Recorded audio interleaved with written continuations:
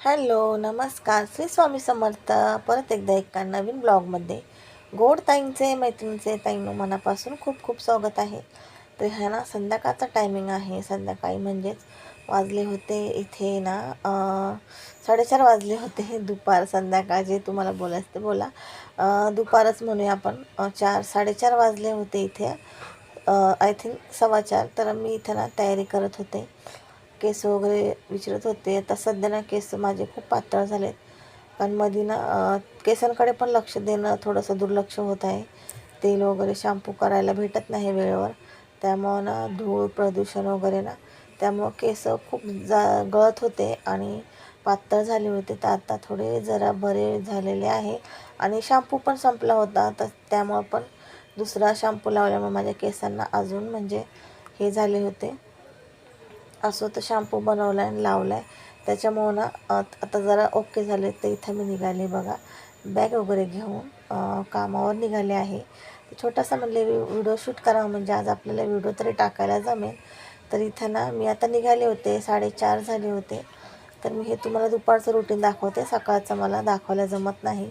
तर ही छत्री आणलेली आहे. तर पावसाळा सुरू झाला आहे. तर चला, तर मग आता ना आपण डायरेक्ट मी आल्यावरती तुमच्यासोबत व्हिडिओ शेअर करणार आहे. हा 4:30चा व्हिडिओ आहे. डायरेक्ट मी आज आहे ना लवकर आले होते आणि मग तशीच मम्मीकडे गेले. मम्मीला भेटून मग मी घरी आले. तर इथं ना 8 वाजले होते बघा. 8, 8:15 वाजले होते. तर येऊन जरा पण बसले नाही. फक्त ना हातपाय धुतले मी. कपडे वगैरे पण पहिले चेंज नाही केले, कारण ना पहिले म्हणले आज स्वयंपाकाला लागते, कारण स्वयंपाकाला खूप उशीर होत आहे आता. भांडे वगैरे म्हणले लास्टला घासेन, उशीर झाला तरी चालेल, पण पहिले स्वयंपाक करते. तर इथे ना पहिले ज्या बाहेर बाटल्या होत्या त्या म्हणले फ्रीजमध्ये ठेवते. आणि मग आणलं होतं आज मुलांच्या आवडीचं पनीर. तर त्यांच्या आवडीचं आज करायचं होतं. मी यांना सांगितलं होतं दुपारीच की मुलांच्या आवडीचाच पनीर घेऊन या, त्यांना खूप आवडतं. यशला तर खूप आवडतं. तर हा पनीरचा सुहाना मसाला आणलेला आहे.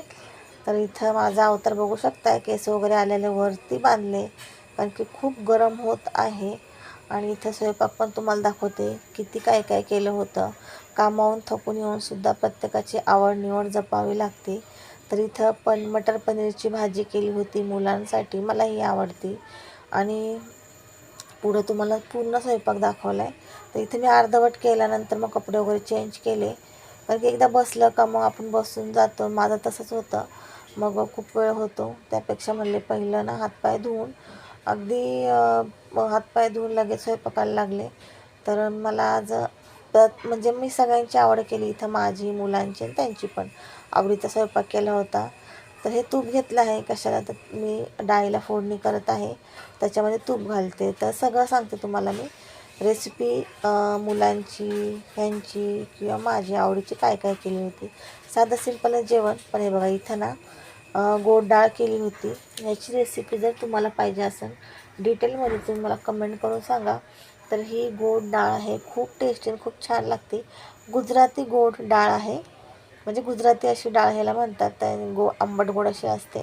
तर ह्याची रेसिपी तुम्हाला डिटेलमध्ये पाहिजे असेल तर डिटेलमध्ये ह्याचा एक व्हिडिओ बनवून. तर मी ना स्वयंपाक सांगते. भात केला होता. भात पण बिन मीठ घालता केला होता या डाळीसोबत.